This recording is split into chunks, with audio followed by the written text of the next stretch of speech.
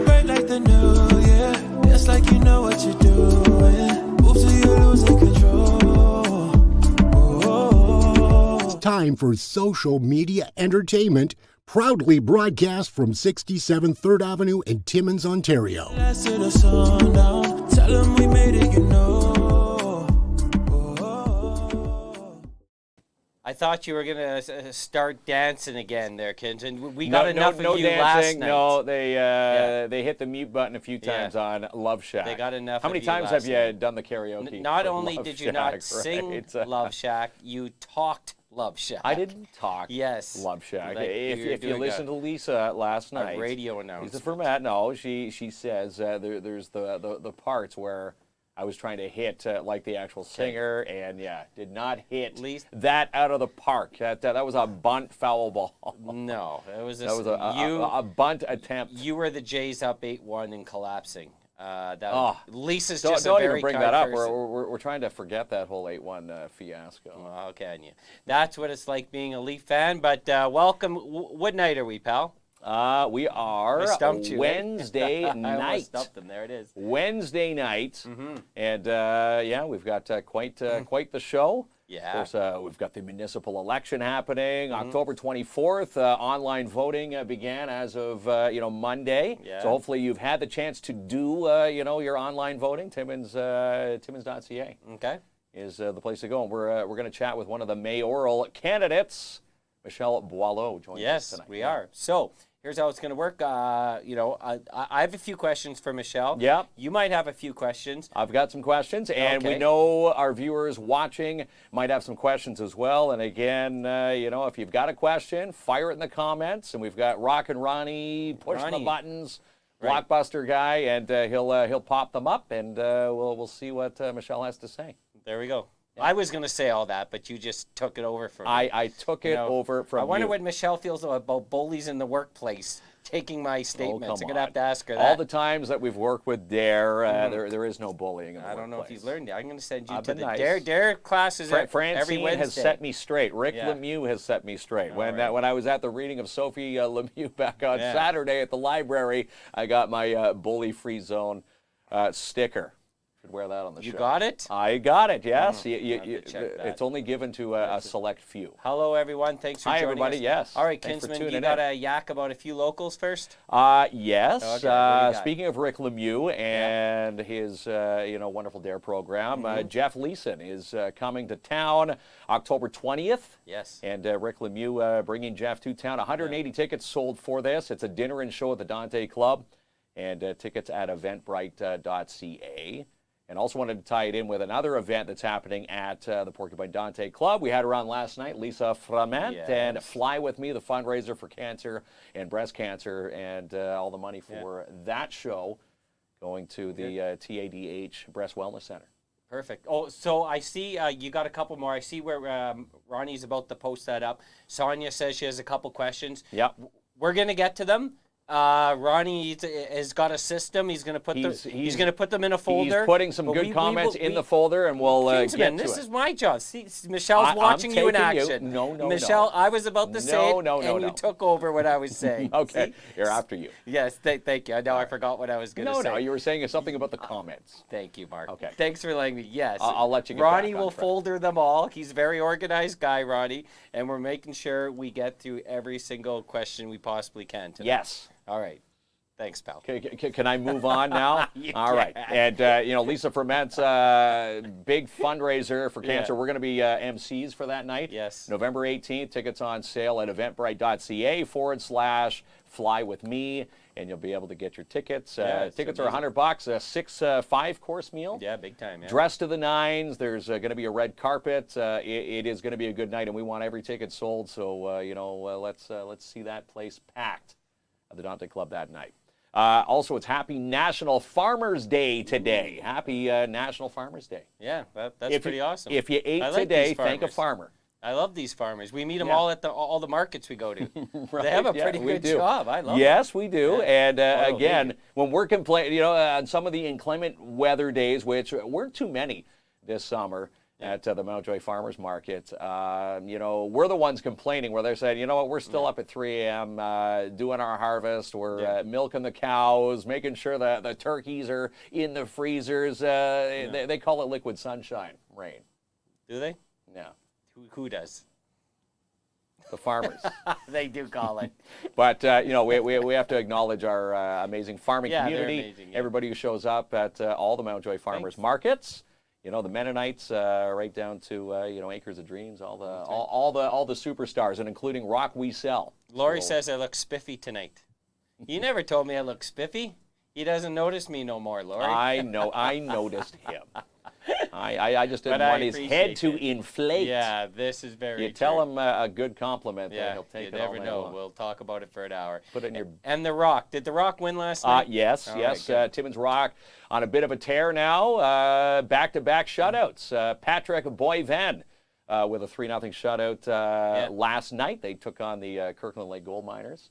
Again, here's a stat on Kirkland Lake. I was talking to one of the Kirkland Lake players the last time we beat Kirkland Lake. They haven't beat the Rock in over 3 years. So our streak continues. And again, Patrick Boileau, one of the top tenders in the NOJHL, back-to-back shutouts. What streak is longer, Kirkland Lake losing to the Rock or the Leafs not winning a playoff series? The Leafs not winning a playoff series. But, as we Ronnie make the liked that one. segue into tonight's NHL sked, my Leafs take on the Montreal Canadiens. There we go. All right. Well, that's enough. My season of doom begins tonight. Any Leaf fan watching knows what's happening. Leafs are going to win on his PlayStation. That's what Guy says. Yeah. Well, there's a good.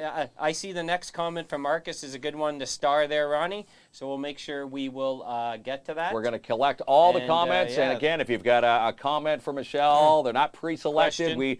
We're just going to questions. We'll put them in Ronnie's folder, and we'll pop them up. There we go. So if you've got something juicy to ask, this is your time to say. Perfect. All right, Ronnie, we are ready to bring on Michelle. Michelle Boileau. All right, so we're going to get her on. And, Ronnie, let's remove that comment and play her in, pal. I got to give Ronnie some coaching on the fly here.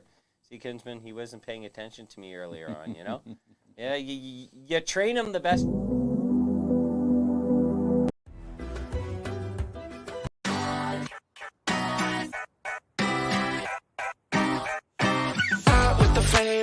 My favorite player, leave me on red, how you save me for later. Great as you save me, that's how you play me. I'm running around and you scream like crazy. There it is. It's a tough job Ronnie's doing there. It's a tough job. There's a lot of buttons ahead. The buttons. Yeah. That's okay, but he's doing all right. It's he's compressed in the corner there. He's seeing all the comments fly up.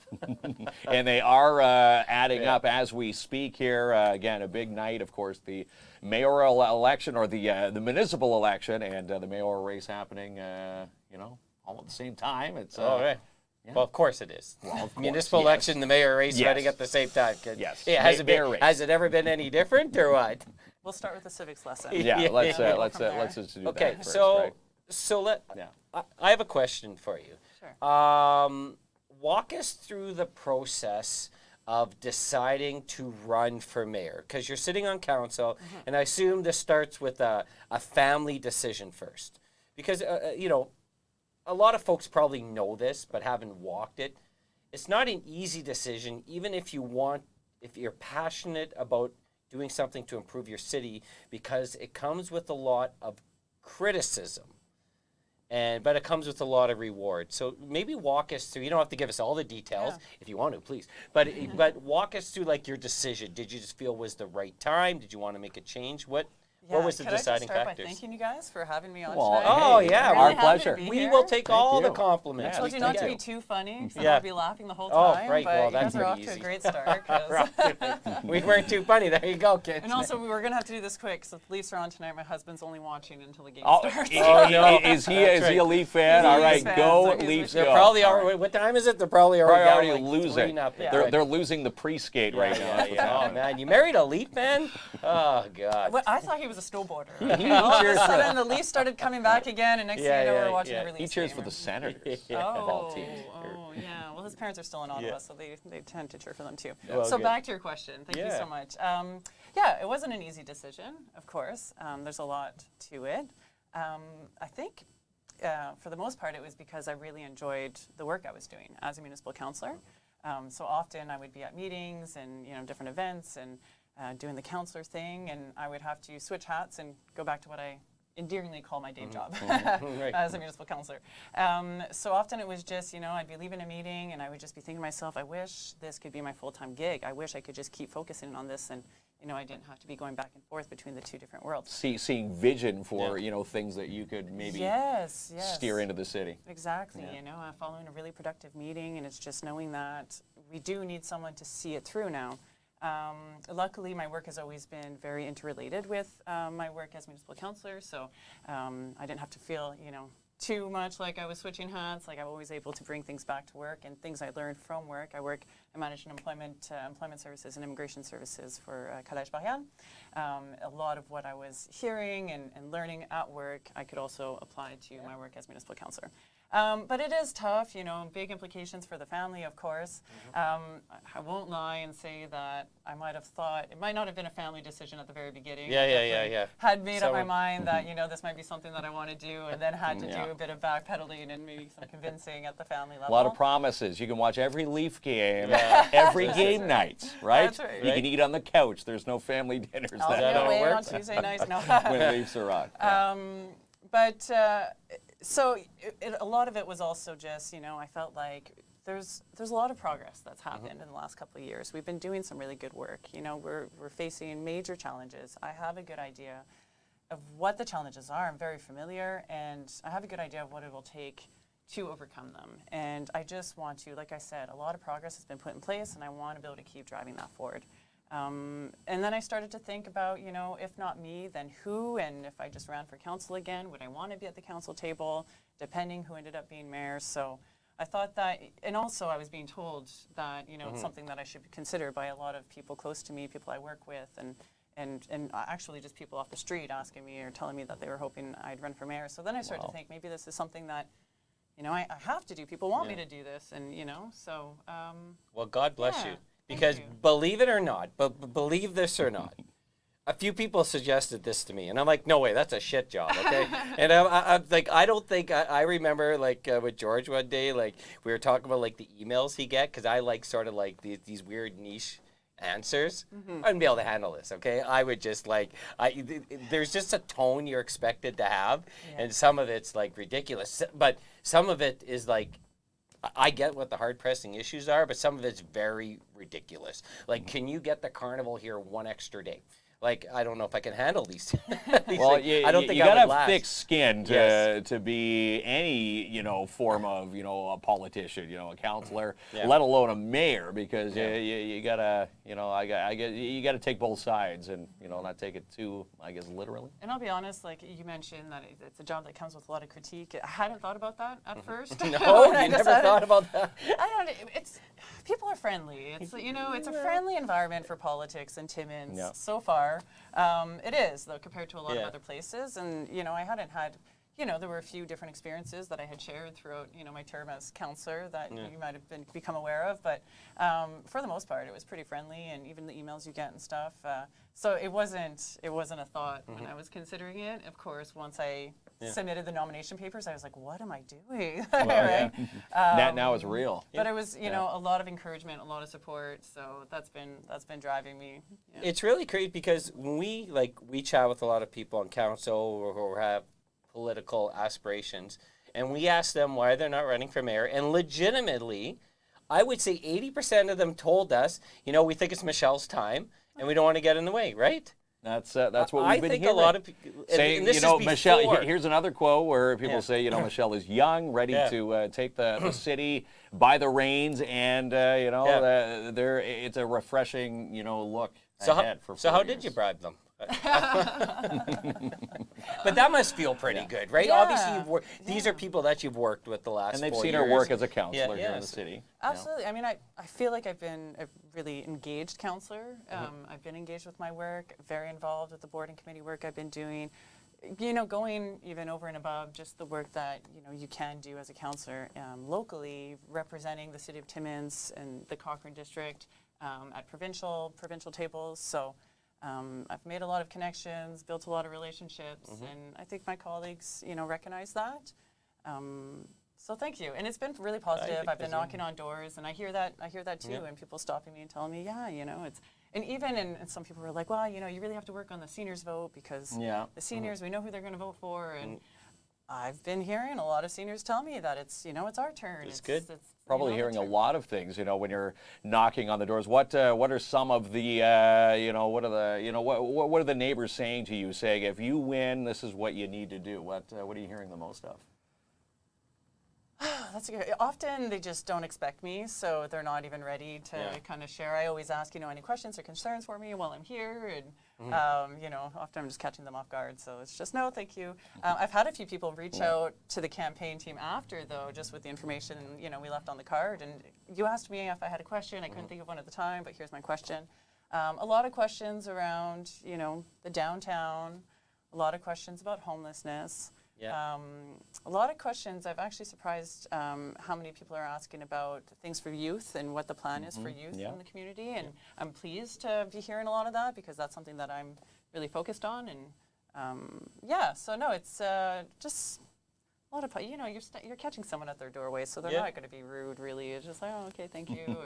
Or usually they're just happy you came by. And changed up the day. I always think it's a good thing. Like if you're engaged in your city, then you always got to comment, and sometimes it's positive, and sometimes it's constructive or negative. But I've either had people that are engaged than people that just don't care. Yeah.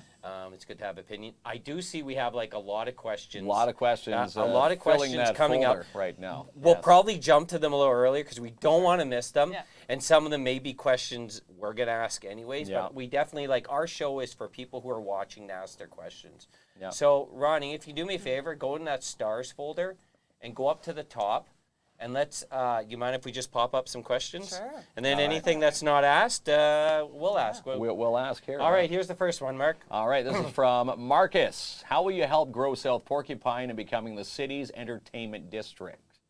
That's a good question, I'm Marcus. a South End person, too. Yes. Marcus. Representing We SoPo. were just talking about entertainment before the show started. So a few ideas. I'll be honest, this is probably the first time I've heard, the idea of South Porcupine and the East End becoming the entertainment district. So that's okay. This is a good idea to be floating around. It's something that we could be talking about. There are a lot of things we could be doing to promote the development of the entertainment sector in the area. We've got some good businesses already out there that are establishing themselves or re-establishing themselves. We've seen some examples with the port and the great things that are happening there. There's a lot of potential in the East End. There's a lot of space, so it could be a possible location for future development.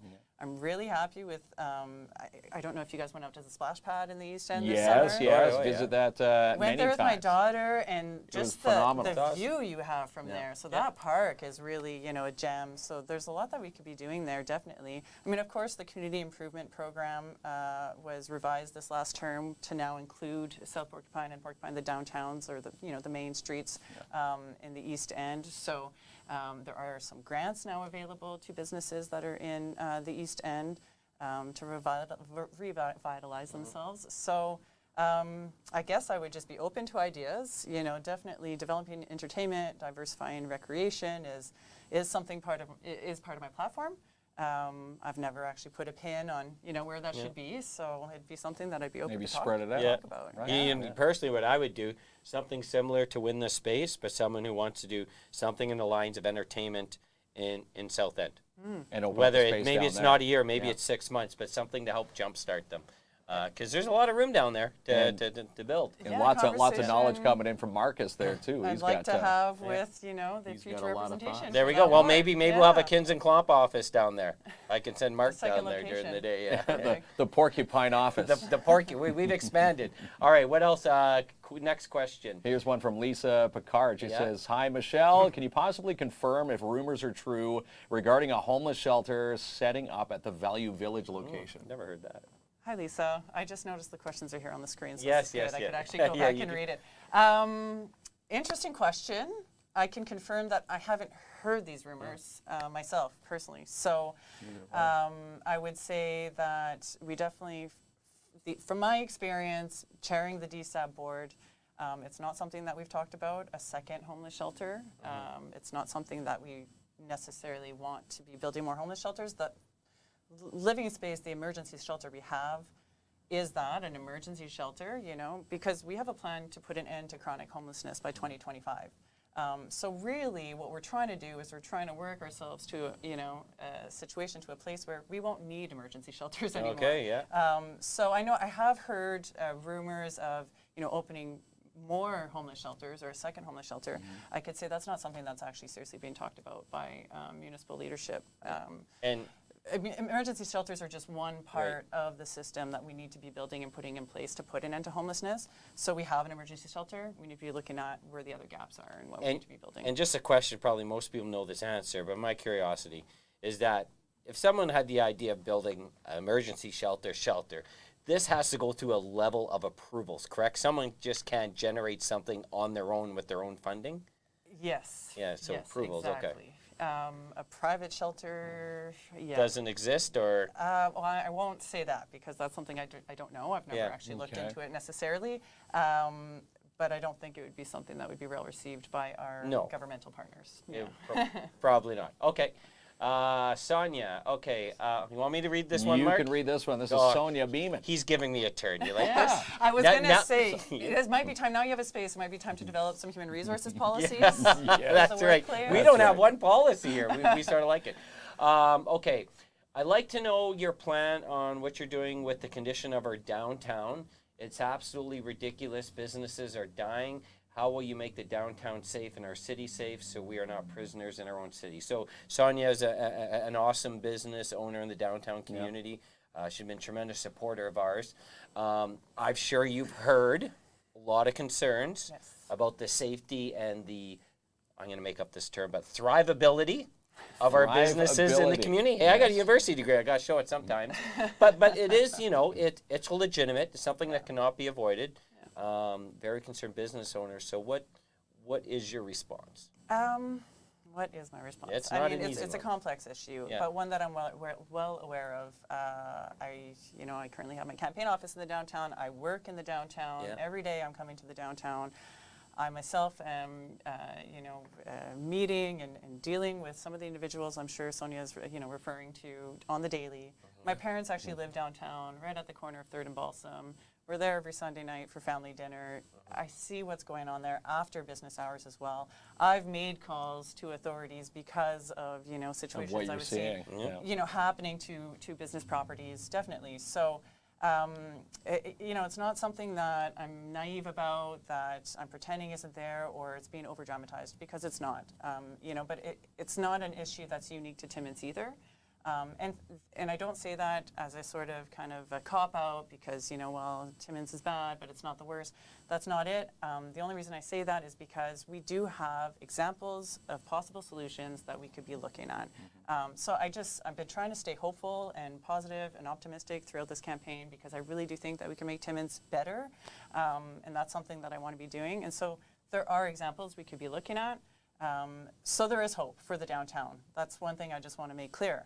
I know that, we've been struggling with police presence and sitting on the Timmins Police Services Board, something I'm aware of because, we're dealing with our own staffing shortage, just like every other sector.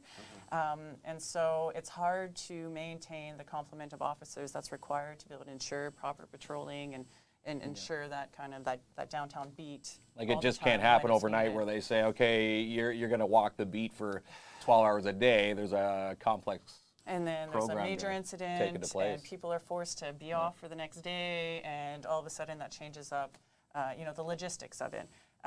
So of course we're putting in place some solid recruitment strategies at the Timmins Police Services level. We're starting to see some success there. We just had a recent hire, so I'm hoping that we'll be able to build up the complement to the budgeted amount of officers that we have, so that we could actually be providing an adequate level of patrol downtown.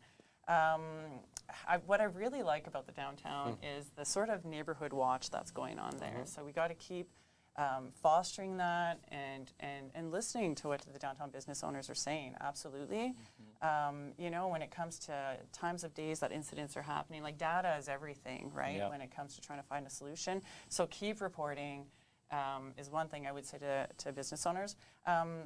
But to come to an actual solution, because that's what I was being asked for, now it's not obviously the be end all, but I do believe if we increase traffic in the downtown, more people coming to the downtown, it will deter undesirable, activities. So that's just something that we also have to keep focusing on, right? Just making, hanging out in the downtown a thing again.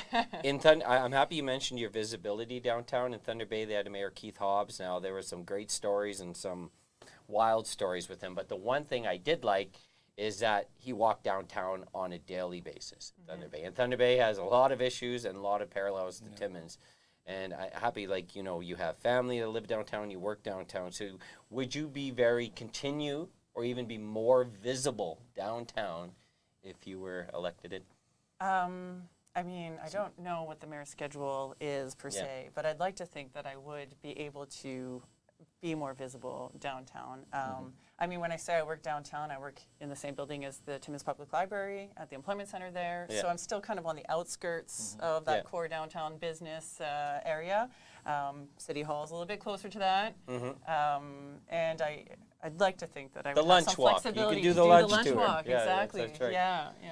All right, let's go on here. Here's one from Lori Ball. She says, "Hi, Michelle. What will you do as mayor to help with the increased break-ins at the downtown businesses? Well, we just addressed that as well as sort for of, the right? citizens of Timmins who are uneasy shopping in the downtown around my work with being, confronted by the homeless." And one thing, so we did touch on that a lot. Thanks for your question, Lori. I know it's top of mind for a lot of our residents in this election cycle. But I would also say one thing I didn't mention in my previous answer is that, our partnered groups at the Downtown BAA and the Chamber are actually going to be providing us with recommendations for revisions to the Community Improvement Program, which in this last term we did add in the safety grant, which can allow business owners to have access to that grant to add things like lighting and, security Windows. features and things like that. Obviously, that's something that should probably be looked at and see, is it doing enough? Are we funding that grant stream enough? And I imagine that some of the recommendations that will come back from those business communities at the Chamber and the Downtown BIA will probably touch on that safety grant specifically. So I look forward to receiving those recommendations and acting on them if appropriate. Good. All right. Okay. What does this one say? How do you vote for anyone that haven't spoken up on the issues that they're going to deal with? I haven't heard one word of what our alderman has here in South Porcupine. Okay. So, specifically about what's going on there at South Porcupine, I could tell you that we did have Marcus. Yeah. And one thing I will say, I find that social media, we have a social media company, but it is an awesome way to reach people. Social media has its good and bad points, but definitely in terms of running campaigns, an excellent way to reach people. We asked every single person running in the campaign to do something with our show, and from the mayor candidates, Michelle was the only one that accepted the invite. So I'm saying this, and I would say it the other way if it wasn't you. Yeah, I'm not saying because we like you or not. Of course we do like you, but just saying that you're the only one that said yes, right? Yes. All the mayor decided candidates to come on the show. And to me, that's not because it's our show. It's in terms of of visibility. And I think that you need to find new ways to reach out to people. So back to Joanne's point, if you don't hear from people or what they stand for in your area, it makes it a very difficult decision to place your vote for them because you have no idea what their platform You is. need them to be out there, at the forefront. So how important, after all of that, how important is visibility to you? Because we heard with George, there was a lack of it. People were concerned with lack of visibility. We heard with Steve, there was too much visibility. Yeah. So where's your threshold in terms of being approachable, being highly visible in the community, including including on social media? Yeah. Great question. I mean, it's something that's very important to me because it's not only a way for the community to get to know you, but it's a way for you to get to know the community and to stay in tune with what's going on in the community and keep a pulse on what's happening in the community. So it's something that I'd say might come naturally to me. I've worked in marketing and recruitment for years and years. I was a liaison officer for the college, so I traveled around. I recruited. I was the face of the college while I was doing that job. So, you know, at all the community events, and my work has always sort of drawn me to, you know, be at community events and things like that. So it's not something that I personally struggle with per se. I really enjoy. I always kind of joke that, you know, I don't really have a social life. It's actually just all of my public engagements and stuff, and that's how I socialize. But like I said, to me it's important because it's good to know who's doing what, who's working on what, and just what's going on out there, what the general attitude is. That being said, it's definitely like a balancing act because, you know, it's important to also have a personal life, and I have a family, and I have a young daughter. And, you got to juggle work-life balance. Yeah, you know, I'm finding this campaign very different from past campaigns because I can't just go door knocking at any time of the day or just, you know, You go. got a 2.5-year-olds at home, Yes, right? 2.5-year-old who likes to eat and needs to be bathed and all that Yeah, kind of Blippi stuff. and all those shows. needy kids, He eh? needs to tune into Bluey. Back in our You know day, what's we going never on got a with Bluey. bath. Yeah, no, it's Blippi. It's Blippi at our Blippi house. at your house, yeah. It was Blippi at my house too. Still is. So it's been a little bit harder to be everywhere, be at everything. You know, childcare becomes a thing. So, but I feel like I've been able to maintain quite a bit of a social calendar. And for social media, like I said, it's just what's really great about social media is that it's not just one-way communication, right? Like it's I don't know what you call that, reciprocal. Well, bilateral. it is, It's, and you know, we're doing our best to get to every question tonight, Yes, and not all of them are going to be pats on the back, and they shouldn't be, because you do want to hear from people who have legitimate concerns. Yeah. But there's also a lot of amazing things in our community. Who is our alderman? Well, in Thunder Bay they have aldermen, but we have councillors here. But what specific area do you live in, Karen? And Mark's a specialist in the wards now. He'll tell you. Who is our alderman? Timmins Karen is broken Walsh. into wards, but we could tell you, if you tell Yes. us what area you live in, maybe we could tell you who We'll it tell is you now who, and who's up for who's election. running, yes. Yeah, we'll do our best. Yeah, we All right, certainly Ronnie, will. is this a question? Here's one from Lisa Picard. She says, I, as a citizen, want to see real change. The justice system is absolutely falling here, and I know it's not just Timmins, certainly hoping a young, fresh mind will listen to the people. Yeah, you're right, Lisa. In my experience over the last 4 years as a councillor, I've come to learn that there definitely are some failings in our current system. Unfortunately, as mayor, as municipal councillors, the only thing we can really be doing to try to address this issue is lobbying our provincial government. I've had the opportunity to have delegations, to do delegations, to have meetings with the Solicitor General, which at the time was Minister Jones. She's now the Minister of Health, but when I had my meeting with her as Solicitor General, she was in that position. And it's something that I spoke on behalf of the City of Timmins, the Cochrane District, and all of Northern Ontario on maybe I won't say how it was received, but let's just say there's a lot more lobbying work to be done. And so that's something that, and you know, it's something that sitting on the police board, I know that, you know, the police chief and deputy chief and, you know, all of the officers share the same frustration as us. There's nothing more frustrating than catching a guy or girl and seeing them on the street the very next day. Right, and then as they say, people say it's the catch and release program here. At the city. Just because I know many business owners share the same frustration as Sonia, but you know, Sonia's been like assaulted. She's been, you know, Well, she just had her she's been through some decorations. She had her Halloween but decorations she's been taken physically from her attacked. planters just And, yesterday. You know so who you are. I'm so- so sorry to hear all that. So you can understand, and these are people, just not Sonia, many of them, and we, you know, they're the reason why we have a business, especially the downtown core. Yeah. Been big supporters of ours, And we got to look out for our fellow neighbors We down feel here for them. too. Yeah, Mark. Well, you can't go vigilante. But Michelle Well, can't no. encourage that. There, No, even but if you do have a you can cape, just keep this. an eye, You can't and encourage you know, that. as they say, the neighborhood watch program. Yup, And neighborhood here's watch. something I wanted to ask before we get to our next question. You know, I know, you know, people say, you know, the living space has an open and a closed time, and then they're out in the daytime. You know, for a bulk of the day. Now, ending and curbing homelessness here in the city by 2025, will they start implementing day programs at Living Space, you know, like to help, you know, people, you know, Yeah.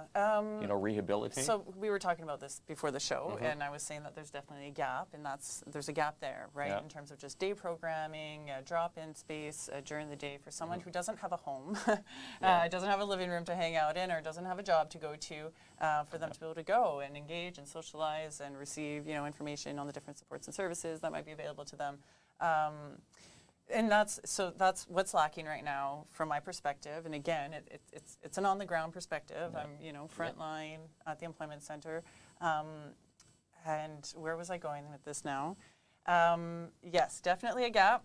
That being said, I don't know if Living Space would take something like that on, because like I said, Living Space is an emergency shelter. That's right. But it's something that there are a few community partners that I could think of now that might be able to find, room in their mandate for something like that, a day program. So that being said, I think it's something that I would definitely be encouraging and working with the partners to see who can be doing this, or how can we Who's be got the making space to sure do that this. every day of the week there's a place for people to go who don't have a home throughout the day.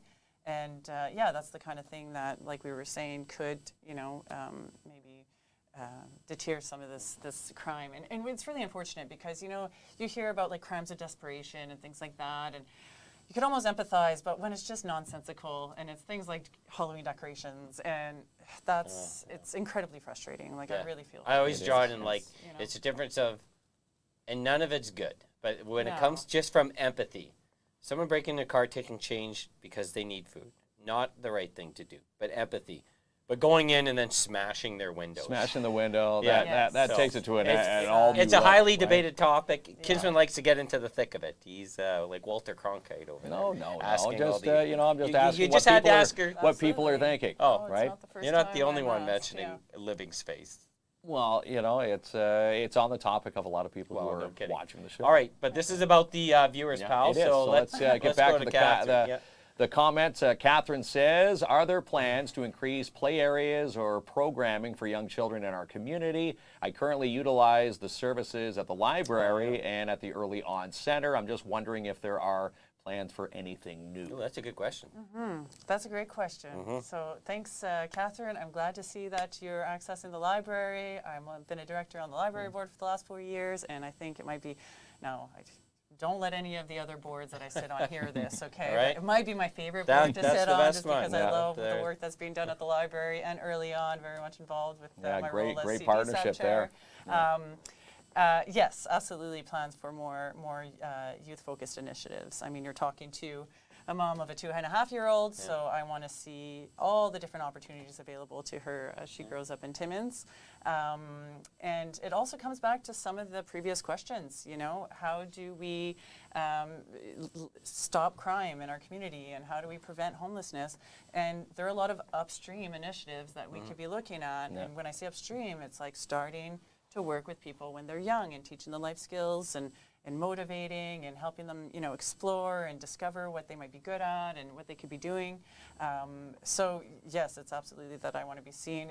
Park space, I've started using parks that are, I was never doing that before, and so I'm standing in a park. I could see sometimes like this isn't the best design, Where this or park there's needs no an upgrade. shade, or this needs. And I should say, there was an upgrade in Melrose area, my boys' park on Lausanne, or in around Lonergan there. They added a new space in there, and I was just talking to the parents tonight, and they said, you know what, this new space, they've never seen so many kids, playing at the old structures there, but they've now amalgamated a new structure, and now there's so many kids there utilizing the space now. We live in the same neighborhood, and I actually just went to that park for the first time. Yeah, I in was a just long there with my time. boys tonight. Yeah. So, Now- It's an awesome new loved it. upgrade. Now, Mark tells me that the park, the best thing about the park is for a single dad to meet single moms. Oh, come on. Is this I true? I do not. Yeah, okay. I don't know if it's true or I not. don't I don't say know that, what he's up no. to after hours. Okay, yeah. They do say that about the dog Yeah. park. What- though. Well, what- the Get dog Get park, yourself a see, dog. Kinsman? Yeah. You'll have a puppy tomorrow morning. Just wait and see when he comes in here. My face is going every shade of our curtain That's right now. Okay. Yeah. All right. We so lost you.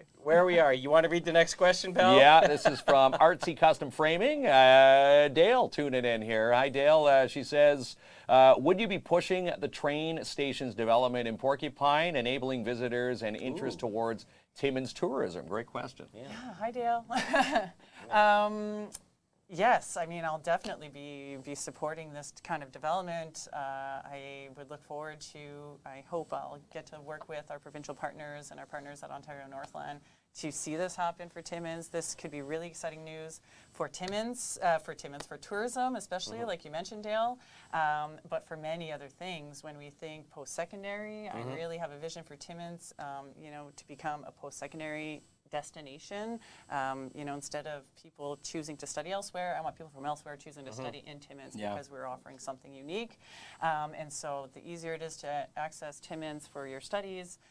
You know, I did the 12, 14, 16-hour bus ride sometimes to Ottawa when I was a student in university. That's not enjoyable. So, you know, it's that's why would not enjoyable at all. Where did you go to Ottawa? Which university? University of Ottawa. All right, there we Yeah, go. all Go right, on to GGs. you. All Good. right, there we are. It's always saying go GGs. I became so proud about the GGs after university. I never played for the GGs. Really? You or never went anything there? like Oh, that, no. yes. I did some extracurricular, actually, some soccer. But We meet a lot of Ottawa you folks A lot on of this show. Ottawa you. Yeah, Yeah, GGs. a lot Yeah. of Great our kids go to facility. Ottawa, Yeah, great yeah. education out there. Oh, great pubs. It's I'll good tell that you a few of us have come back.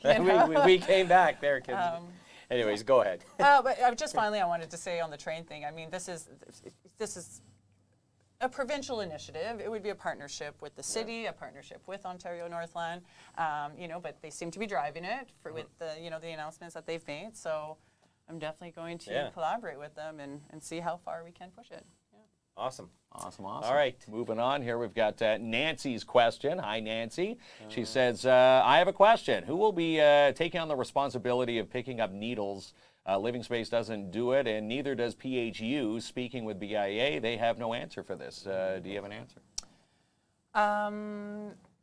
I can't predict the future, so I don't know who will do it, but I do agree. I'm very much aware of what you're talking about, Nancy, and it's something, again, that I'll say I've been dealing with at work because we're starting to find sharps and there's no one to call to pick it up, and my staff isn't comfortable to do that. Luckily, our building has security. They're trained to pick up sharps, so we're able to call them down. But I know it's not the case everywhere. So it's definitely something that needs to be addressed.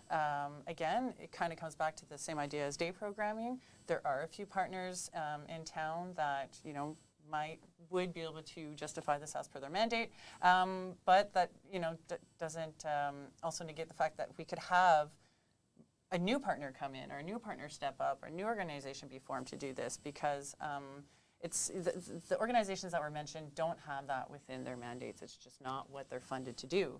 But that's not to say that we can't have an organization that can be funded to do that. So I'd want to talk to community partners, see what they're thinking, who they think might be best suited to do this, or how we could all work together to develop, the structure that will allow for people to be picking up sharps. I think it's important that we should be able to, call somewhere and receive that kind of support because, like I said, we're fortunate where we are. We have a security guard in the building. But that's not the case everywhere, and it's tough. And I've been dealing with a lot of situations at the center lately where even I'm, as a municipal councillor, and finding myself at a loss of who can I call now? Like, who do I call? So that would be on the agenda, the list of things to do. Right? Absolutely, and having a roadmap that's clear, and business owners and residents will just know who to call in which situation, and I think just that would help alleviate a lot of the fear that we feel, because sometimes fear is just because we don't know. Yeah. So good. Yeah. It's a great question. Okay, so Susan, is there any truth to a sober living house opening in South Porcupine? A lot of Porcupine questions. I love it. If you don't know, where would a person find out? Sober living house in South Porcupine. That's a good question, Susan. I'm not aware of this, but again, I don't know everything as a municipal councillor. So, No. who could you? So, I mean, Susan, I'd love to be able to reach out to you with some resources. I don't want to pin any of our organizations, local organizations, right now because I might be wrong, but it could be something for a sort of. I'm thinking a South Cochrane Addiction Services might be able to tell you where you could find more information about that. I'm thinking like a CMHA or even, the Jubilee Center would probably be able to steer you in the direction of, an answer to this question. Yeah. So I'm thinking maybe just reach out to some of the community partners that, are already doing some related work and they might be able to help you. But I'm curious now, Susan. Yeah. So I might take it upon myself to look into this, and I'll get back to you if I find any. Come back and re-comment. anything out. If anybody knows in the comments, you can add that to the thread. This is also from Catherine. She says, is there a plan to open a rehab center? Good question, Catherine. So we have some rehab programming with the Jubilee Center, but it's not enough. And I think we're at a point now in our community where, like I said, there's been a lot of progress. There's new initiatives. I'm trying to think now if this is public information, so I might not mention some. We may get some breaking news here, Kinsman. Some controversy. Hey, it's good for the ratings. Just spit it out. There's been a lot of progress, new innovative initiatives that are coming up. I think it's just Suboxone is now going to be administered or throughout the community. And so, and the only reason I bring up Suboxone, Catherine, is because it's something like naloxone, where we're to revive someone who's experiencing an overdose. But Suboxone, what it does is it gives us a 24 to 36-hour window that allows us to try to connect the individual with supports, because they won't be feeling the withdrawals that they would feel immediately after naloxone. So with that window where there's no withdrawals, it's a lot easier to talk with a person and help them through, navigating the different services. That being said, when this was announced to me, I was super excited, and then all of a sudden I had the realization, wait, do we have the community capacity? Now that we can connect people to services, do we have the supports and services in our community to connect them to? And I was told that, that's the next step now. That's what we need to be working on, So we've got, okay, now we keep people alive, but helping them down their path of recovery is where we're facing barriers now. So to come back to your question about a rehab center, there are plans to expand our current facility at the Jubilee Center. I know that there's a committee working on a funding request to the provincial government to double the capacity, if not more. So just know that there are plans that is being worked on. This is something I'm sensitive to. I have family members that suffer from addiction, who are on their path to recovery. It's been years, they're doing well, but whenever they think back to Timmins, it's always, wow, how are people in Timmins ever going to be able to get out of that situation? Because she identifies a lot of gaps in what we have here in Timmins, and coming from a bigger city center, it's just, yes, there's a lot of work to be done when it comes to rehab, and so we're on it.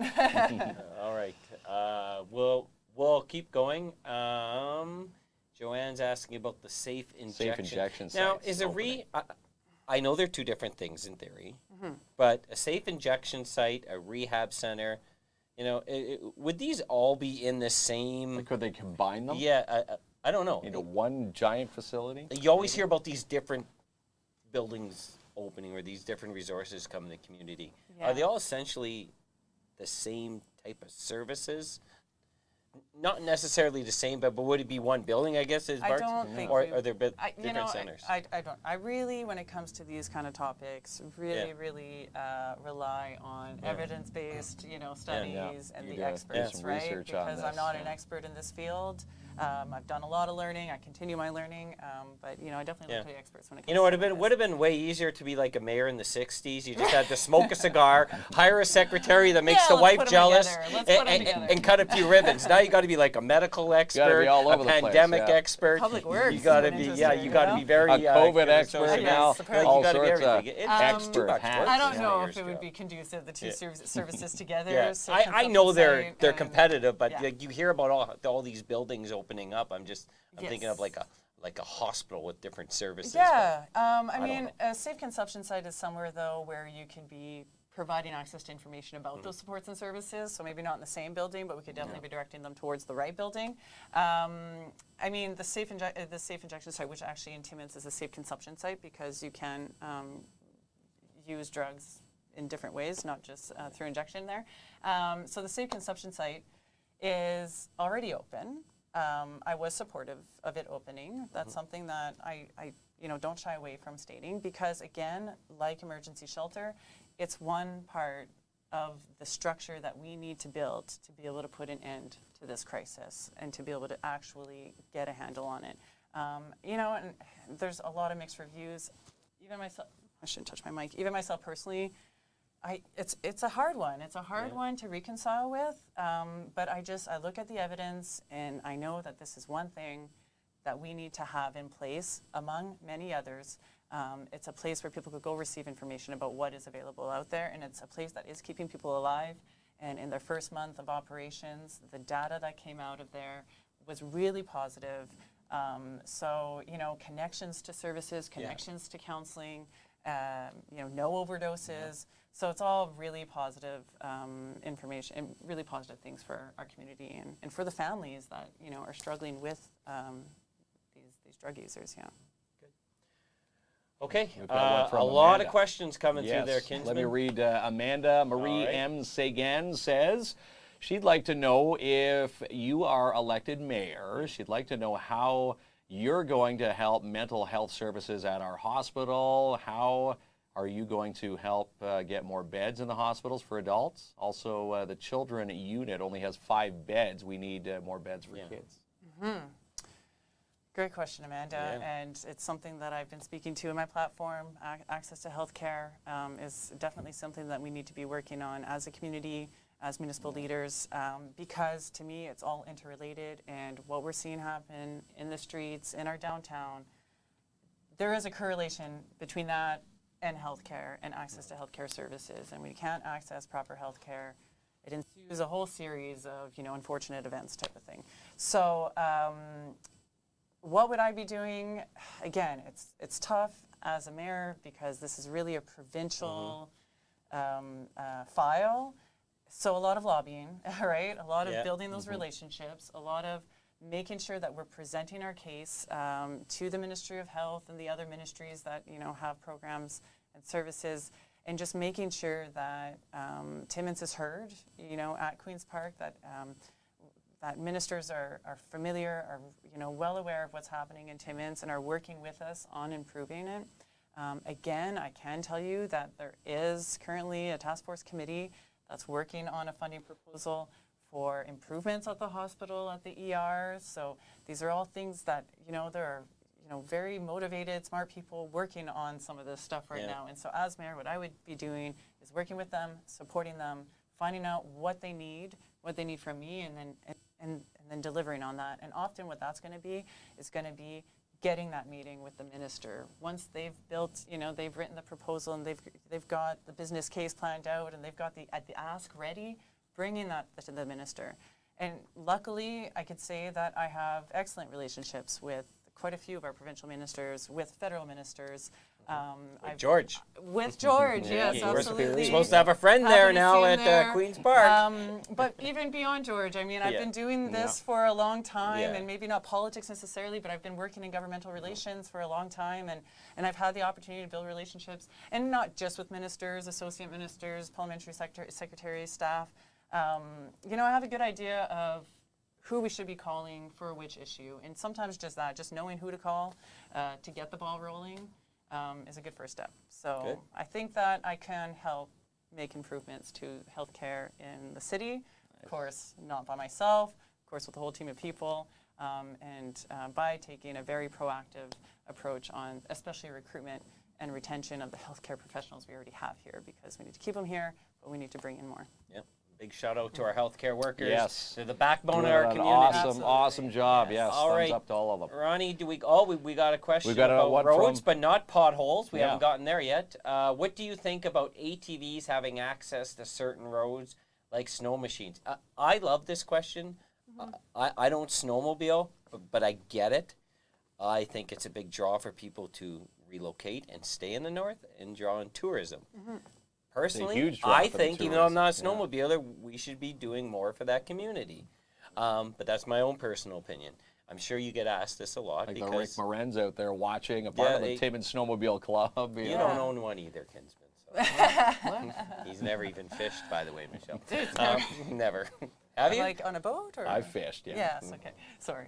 Anyway, well. okay. That stopped. So, so this is a municipal decision. Absolutely. Yeah. Thanks, Robin. I did get this question from the Timmins ATV Club. I provided an answer. I believe they shared it on their social media group or page.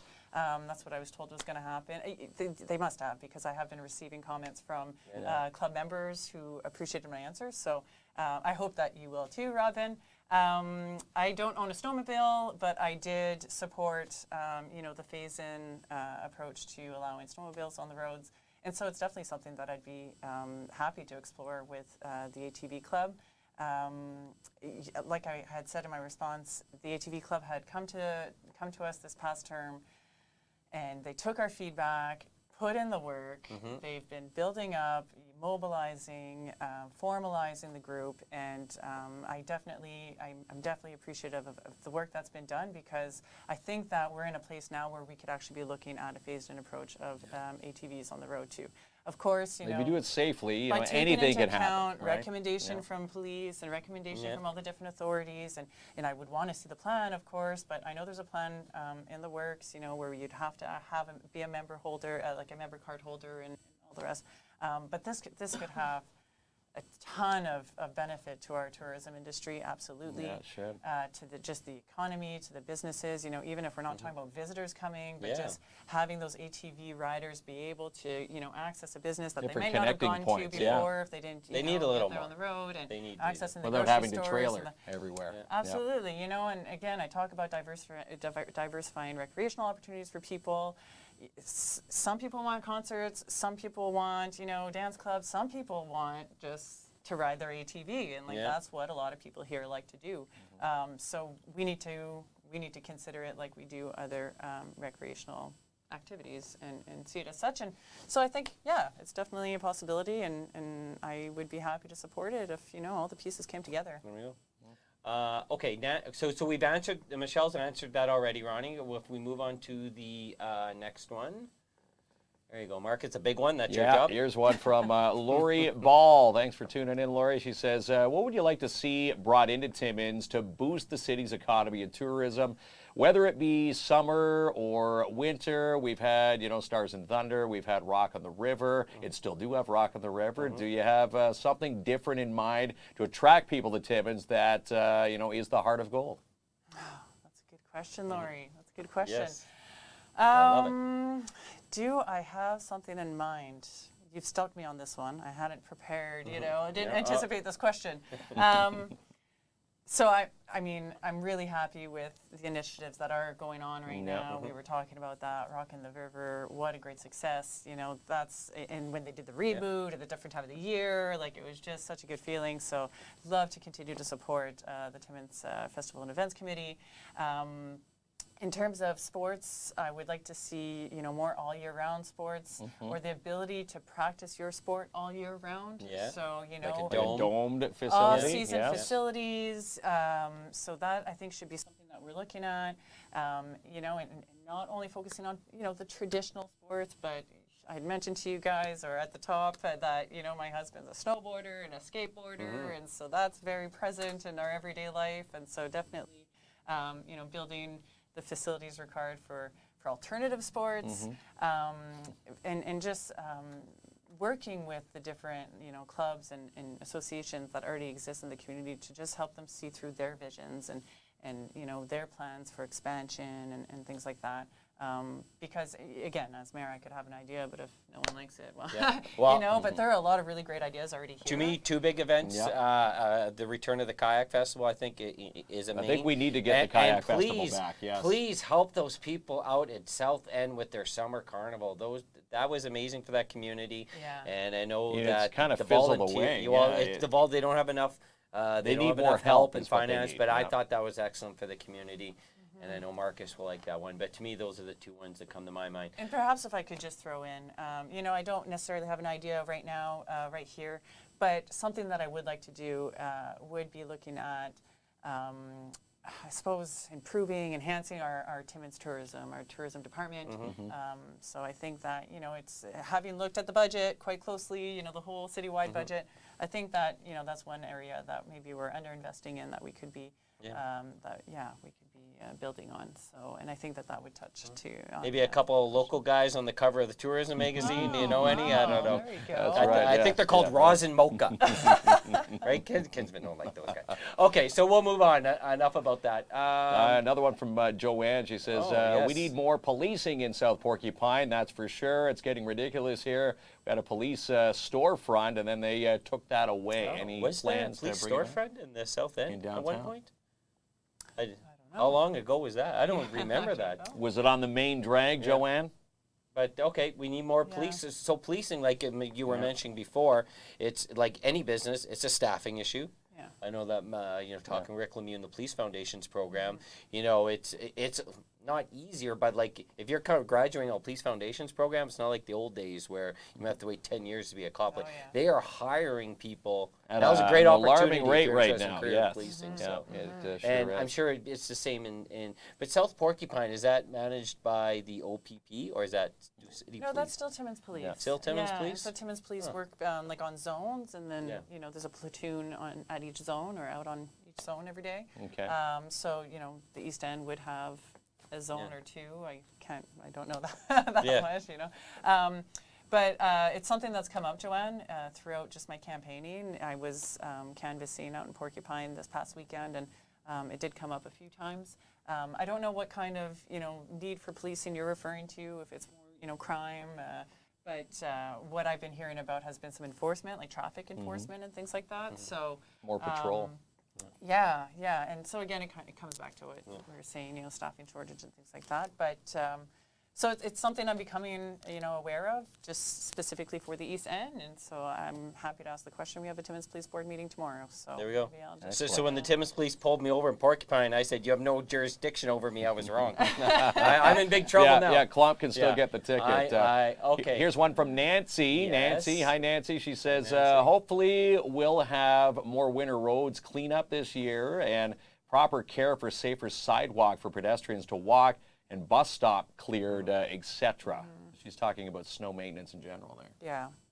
Yeah, thanks, Nancy, because if we didn't feel it coming, Yeah. winter is Right? coming. Yeah, right? it's just around the corner.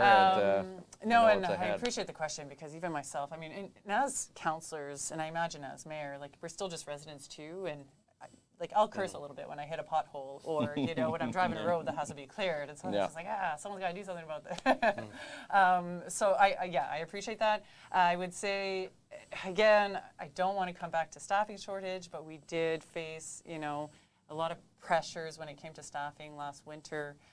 Also equipment that was failing, so we were down machines for good parts of the winter. So it's all those kind of logistical pieces that, as soon as one or two of them is out of play, then it just affects the whole operation. So not to say that there are any excuses, but last year was a really tough year when it came to snow. Like, we got a lot of snow last year. Yeah, it's hard. We were short-staffed. It's hard to we were budget down for the snow every year. machines. So, it was just, all of those factors together made that it was hard to keep up with the snow removal. Tell Michelle what you really felt about the snow plowing, Kinsman. You weren't saying it was I really love hard the to budget snow it. plowing. Well, He wasn't no, saying well, that, people trust were saying, when Michelle comes on, when it comes to the budget for snow removal, we know how bad the winters are. Should there not be an excess of money stockpiled somewhere, for those rainy days, or in this case, snowy days? And so I could say, I don't want to speak on behalf of staff and Treasury and everything, but from my understanding, it wasn't a budget issue. It was really more of a staff issue, equipment issue, because even we would contract out a lot of that work. When we can't do it, we contract it out, and even the contractors were having a hard time keeping up in terms of staffing and things like that, and the amount of snow we got. So and fulfilling their contracts with their private clients. So it wasn't necessarily a budget issue last year. It was really just all the other factors, right? I love this next question, and tell me if I'm right or wrong. So when Steve was the mayor, Steve had young kids, and he still has a young family, but he had really young kids at the time, and he was very focused on things for the youth and keeping the youth here and generating them, which I support that. And then when George was mayor, George was more on, being fiscally responsible. His children are over. I have to think that some of your own, not your personality makes decisions, but it's probably what you're passionate about. Because if you don't have young kids that use the pool, why would you care about building a new pool? Like like not the mayor, but why would a person care? Yeah. Right? If you don't ski, why do you care about a ski hill? Yeah. Right? Right. So I got to think that we're making an assumption here that because you have a young family and you want when your kids to grow up to stay here, you want your daughter, right? Your daughter to stay here. I want them to see. I want her to see a life for You herself want to here, see right? yeah, I like want for her to so follow are her those, dreams and go where are she needs to go. Are but I want are Timmins to be you awesome. going to focus a lot on what we can have here for the youth? And it's not an easy thing, you know. A lot of the things are big dreaming things that we want. Yeah, and of You course, know, big price I tags think an come with these entertainment big complex and a dreaming pool, I things. know, comes with a big price tag, but I think it's awesome for the community. But ultimately, city council has to be responsible to tell people that their taxes are going up X amount. So That's right. how important are these questions like Tyler has, saying, hey, what are we going to do to attract youth to our city? Yeah. Thanks for your question, Tyler. Yeah. And, you know, like you mentioned, Jamie, it's something that, you know, I have skin in the game here because I Yeah. have a young daughter and I want her to, you know, have the most fulfilling childhood she could have in Timmins. That being said, it's something that I've thought about even before starting my family because, again, like I said, I worked in recruitment for college here. So I've always been thinking my whole career is how do we keep youth here Yeah. to study, you know, at our post-secondary institutions. And so it goes beyond just your own family. And like you were saying, if you don't have a kid, you know, we'd assume that, you know, someone doesn't care if there's a good pool or, you know, activities for the kids if their kids are growing up. But I've actually been hearing a lot of, you know, older people that, you know, have, you know, grown kids saying that, like, you know, I don't have kids that are using a pool, but I want a new pool here. Like, they just want Timmins to be the best it can be. And because, you know, we know that Want to be even a tourist destination. right? Yeah, When well, people and passing also- through, they stay instead of just filling up and moving on. That's right. And we want it to be attractive to prospective, you know, professionals and skilled workers because, you know, we're facing a labor shortage and a skilled worker shortage. And so if we want Timmins to be the kind of place that people stop on when they're shopping communities that they can Yeah. move to for work, we know that this is something we have to be thinking about, whether or not you have young people at home or not. So what's my plan? Oh, there's a lot of different things. So definitely when we receive the finalized, you know, recreational master plan, because that's something that's being worked on and updated, we'll have a good idea of, you know, what needs work, what's just not feasible anymore in terms of our recreational assets, you know, what needs more investment, what needs maintaining. And so that'll give us a good, like, it'll help us make informed decisions about what we do with what we already have here. And then it'll give us an idea of, you know, where we have room to grow and what we could be adding. So definitely I'm going to take that, you know, and really use that when we're doing our deliberations as to what we do for young people. But I'd also say we could work with our post-secondary partners. We have 4 post-secondary institutions offering programming here in Timmins who all have an interest in trying to keep and attract young people to the area. So I think by joining efforts and joining forces, we could have a bit of a greater impact. And so I think as the municipality, we could be, you know, at that table with the 4 institutions and try to work on a plan. And continuing to work with, you know, the partners that are already working on trying to keep and attract young people here. You were wrong, Ronnie. You told me Michelle was going to say build a massive strip club. You were absolutely wrong. Sorry, pal. You owe me $5. Okay, so that wasn't for the young people. yeah. I shouldn't even joke about these things. Okay, so that's just a comment. Yeah, definitely, Selena. The snowbanks were just crazy all over this. No, what she's saying is, what are you going to do about the snowbank control? Because it has been really bad last year. Yeah, Michelle did address that. Yeah. And I did hear about Mount Joy specifically just this past week, Selena. So someone on your street has already talked to me about this and has already kind of given me the tip that maybe we should look into it this year and just make sure that it is being maintained. Because that is a really busy thoroughfare. It's a busy throughfare there. Yes, sure is. Do we have another question? This one's coming in from Nancy again. She says, how can we direct and find solutions regarding problems with transportation in town, public transit, and especially school buses? Make sure all routes keep running for all the citizens year-round is needed. Seems to be a big problem right now. It really is. And again, it comes back to staffing. And so, you know, we're having a hard time finding bus drivers. So I mean, I work for an employment service. I have a good understanding of labor market trends. I know what supports and services are out there for job seekers. I know what supports and services are out there for employers. And I know that not every job seeker or employer knows that these supports and services exist. And so one, idea I have in terms of what the plan is to make sure that information about these services are available to businesses, making those connections between the different organizations that can be helping both the city in recruiting for the transit, but also our school bus companies. And this is all a question that's all part of the bigger recruitment retention strategy for Timmins, and what are we going to do? And I think that we need to develop a strategy, and we need to be proactive. And we need to be promoting Timmins, incentivizing,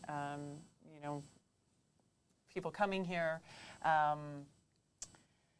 And that's people. We need more people. We need more people to fill these jobs because there is no shortage of work Maybe out there. upping, now is upping working salary, jobs. is it as easy as upping the No, salaries it isn't. I'll tell for you these because drivers? of my HR background. So there's a few things.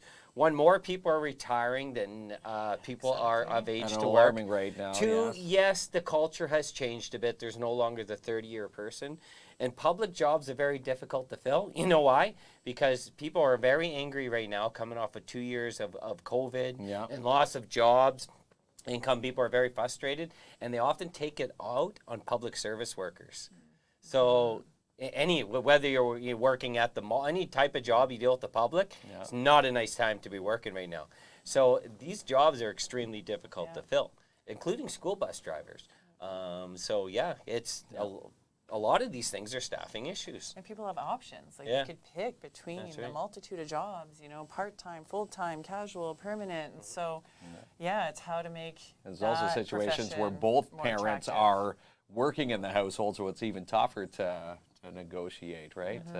Can you put up Jason Dennis's comment there, Ronnie? You might have skipped it. How are you reading that? I got a Hawkeye right He's there. got a Hawkeye. Keep going down Your right viewers there. are very engaged. I feel Very like engaged. this There he is is, a bit right of a there. rapid Ronnie, right there, fire. buddy. Yeah. Go up, Jason Dennis. Right there. there.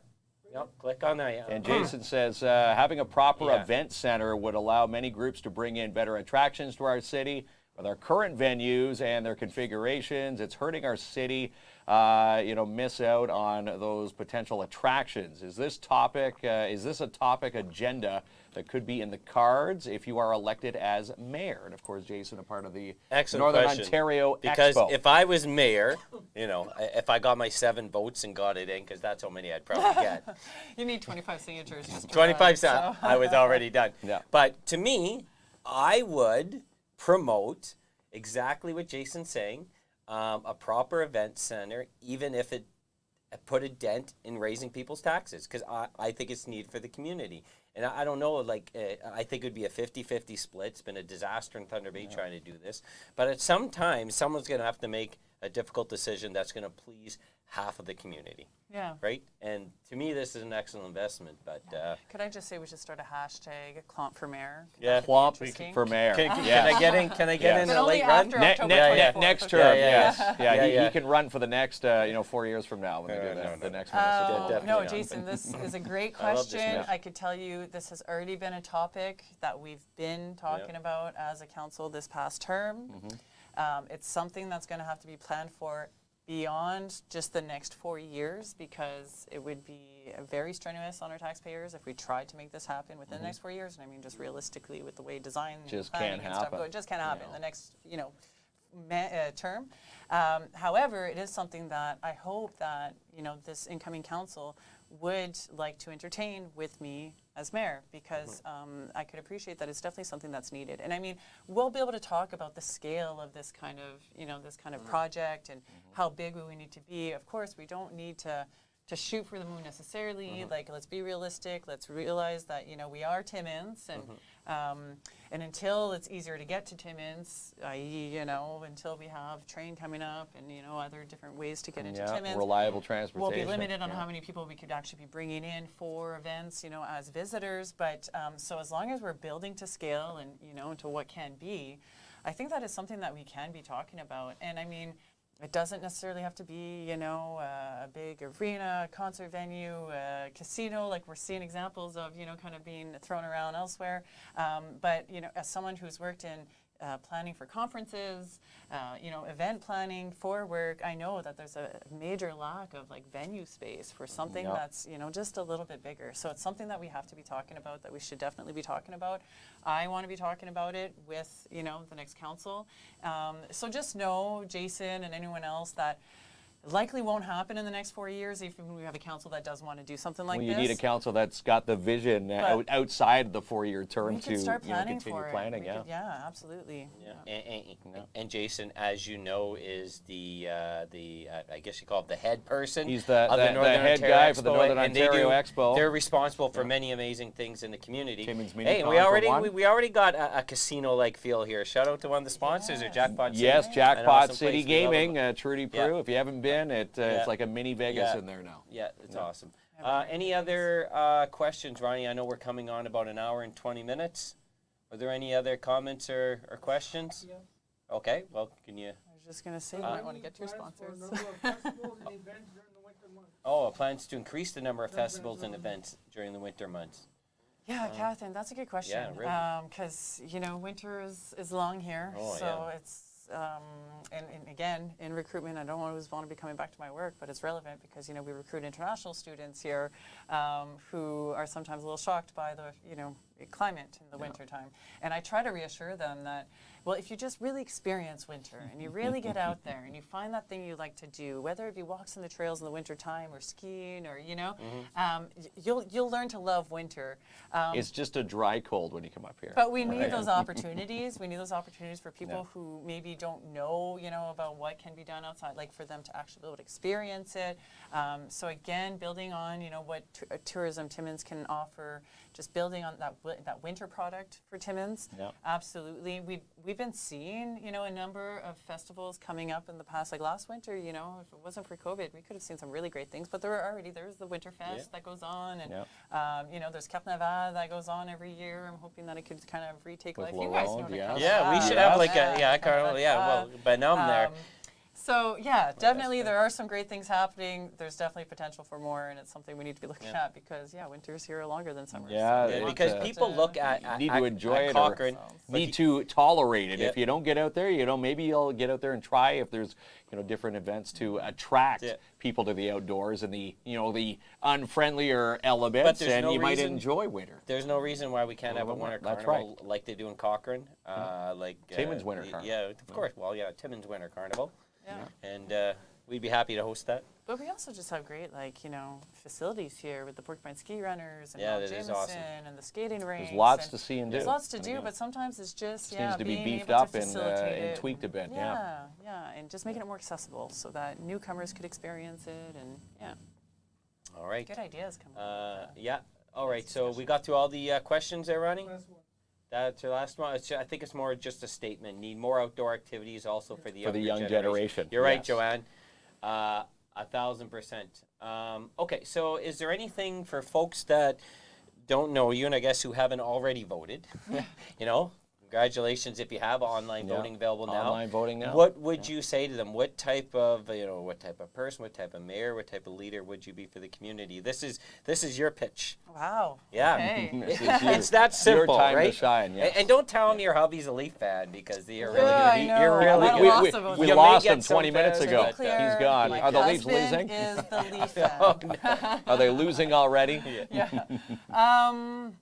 I guess I want your viewers to know that I'm not an adversarial person, but you know I'm a hard worker. So I've demonstrated leadership skills, experience in monitoring public sector budgets, in, like I said, governmental relations, in direct program and service delivery. These are all things I've done for work. My work has always, required me to stay up to date with the economy, with local labor market trends, and so I have the experience and I have the leadership skills required to see Timmins through, like I said, the challenges and to really lead Timmins in overcoming the challenges that we're facing now, but also to steer Timmins on a path of growth and prosperity.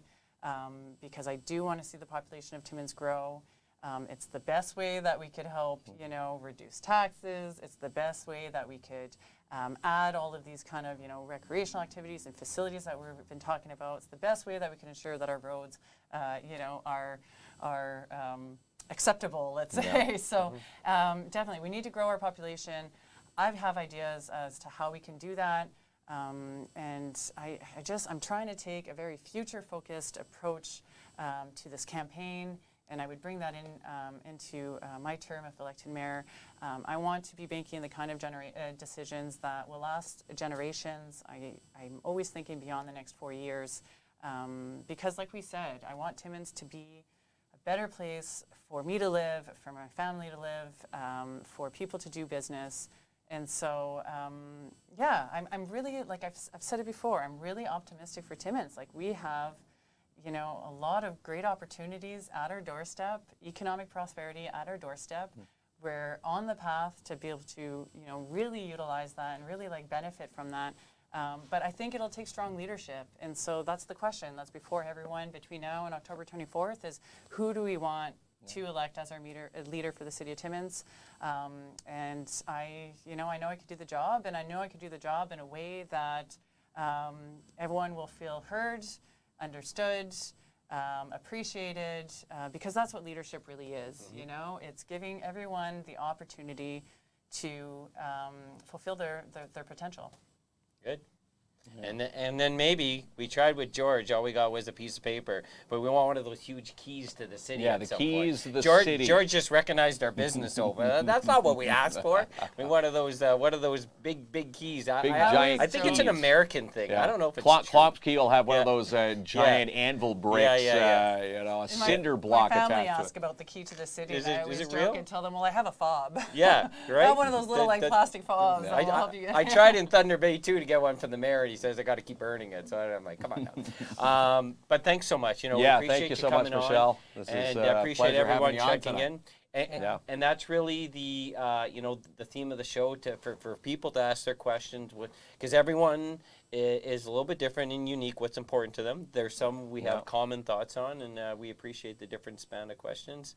And you did a good job. There we go. Thank you. We wish you all the Thanks so best. much. Thanks Yeah, for this success in the opportunity. race. Go tell the folks to vote, Kinsman. Yes, He likes to go preach. vote, and it's very important. Timmins.ca. Go online, the city's website. Online voting has begun. Seeing some comments saying it's so much easier having the online, option to do that this year. It is. Nice, eh? And what do you tell them? It's just a common saying. You can't Yeah, bitch yeah, if you don't you vote. can't You tell him. bitch. He If you likes- don't he likes vote, you doing can't this. bitch for Look the at him. next 4 years. He All right, he so there loves you go. preaching. It is true, though.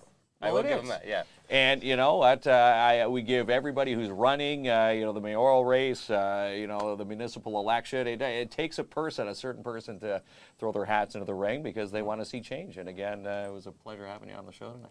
Thanks, guys. I love this community. I care. I like people. And you said, how do you do it? Answering the questions, the emails and things. I do like people. I like getting to know new people. And so, I think this is the right job for me. And you guys are in the right job. We're in the right You did job. such a great thank job. you. You're saying we did Oh, good. yeah. No, Thank this you. was awesome. Yeah, thank thank you you. for allowing me to Yeah. come and talk to your viewers who were really engaged. So thank you so much, everyone, for your questions. And I just want to echo what you're saying. So important to vote. It is. And it's easier than ever now. And if you're not sure who to vote for, try to reach out, try to ask your question, make an informed decision. Because I know that myself, I'm always happy to answer questions and respond to concerns from residents. So I'm sure that my fellow candidate colleagues are happy to too. There we go. Merci. We'll see you tomorrow night. All right.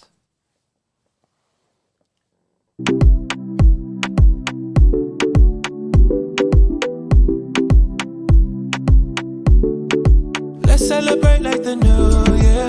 Dance like you know what you're doing. Move till you're losing control.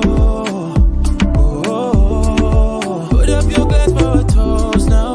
Let's make it last till the sundown. Tell them we made it, Tonight we gonna make it loud. Let's get up, let's get way too wild. They cannot take away from ya. What's inside, see you shine on ya. You shine like diamond. You keep it bright, keep on burning like a fire. You light me up, or you light me like a lighter. Feels like this could be something, yeah. Let's celebrate like the new year. Just like you know what you're doing.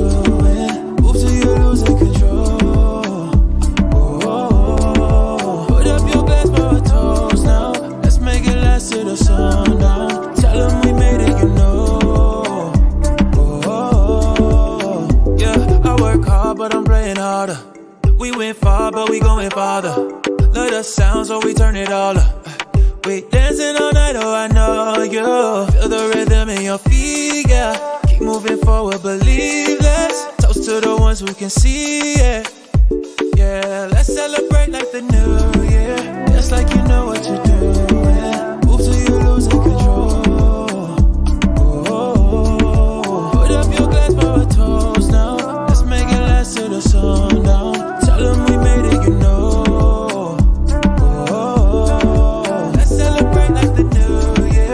Like you know what you're doing. Move till you're losing control. The KINZ and KLOMP in-studio carpet brought to you by Manny and his team at End of the Roll Flooring Centers, located at 1185 Riverside Drive, Timmins. For beautiful laminate, luxury vinyl, and carpet, call Manny and his team today, 705-360-9003.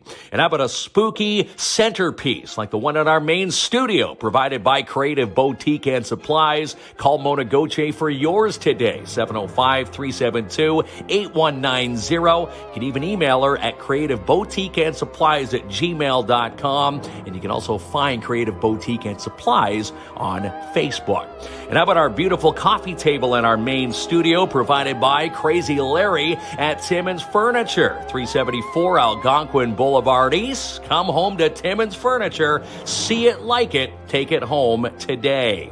And our big voice guy. If you need anything voice, well, we put our trust in Bill Stevenson from Canadian Voiceovers. Send your voice scripts to voices@canadianvoiceovers.com.